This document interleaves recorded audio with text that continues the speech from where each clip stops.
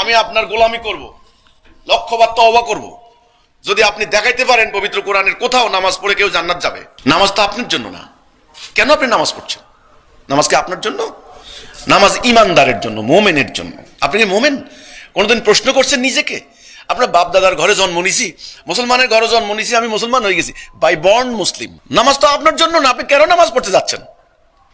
নামাজ মোমেনের জন্য, রোজা মোমেনের জন্য, হজ মোমেনের জন্য। কোরআনে কোথাও আগে বলে নাই নামাজ পড়ো, নামাজ নো। কোরআন বলছে আগে ঈমান আনো। নবী করিম সাল্লাল্লাহু আলাইহি সাল্লাম কোথাও বলেন নাই আগে নামাজ পড়ো। যে কাফের আসছে বলছে আগে ঈমান আনো, আগে বলো লা ইলাহা ইল্লাল্লাহ। এটার মিনিং, এটার মানে, এটা তাৎপর্য কোনো আলেম বলছে কোনো ওয়াজে?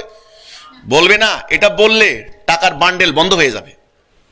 কারণ নবী কলেমার কথা কয়ে পাথর খেয়েছেন, আর আপনি টাকা খাবেন, এটা হতে পারে না। আপনি মুরগির রান খাবেন, আপনাকে হেলিকপ্টারে নিয়ে যাবে।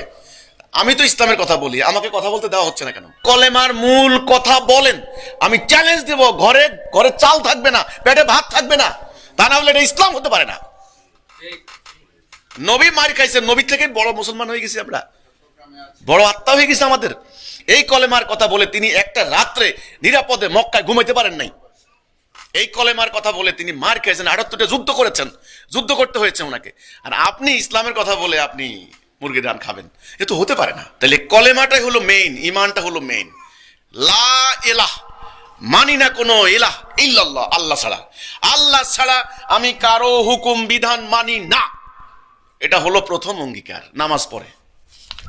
এই অঙ্গীকারটা যে করবে সে মোমেন। সুম্মা লাম ইয়ারতাবু, এটার উপরে ইতমিনান হতে হবে, দাঁড়িয়ে থাকতে হবে। হ্যাঁ, গুলি করলো আমি পিছপা হব না, এটার নাম সুম্মা লাম ইয়ারতাবু। তারপরের অংশ হচ্ছে জিহাদ করতে হবে জানমাল দিয়া। তাহলে এখন আজকে আমাদের দেশে আইন চলে, হুকুম চলে, বিধান চলে মানুষের, আল্লাহর না। লা ইলাহা ইল্লাল্লাহ মানে আমি আল্লাহর বিধান ছাড়া কারো বিধান মানি না। ওকে, এবার আপনি বিয়ে করতে বসছেন, এখানে আল্লাহর কি বিধান আছে আপনি সেটা মানবেন। ব্যবসা করতে বসছেন, ব্যবসায় আল্লাহর কি বিধান আছে সেটা মানবেন। আল্লাহ বলছেন সুদ খাইবেন না, সুদ হারাম, অর্থনীতি চলে সুদের। এই আয়াত কোন হুজুরে না জানে? সবাই সুদ খায়।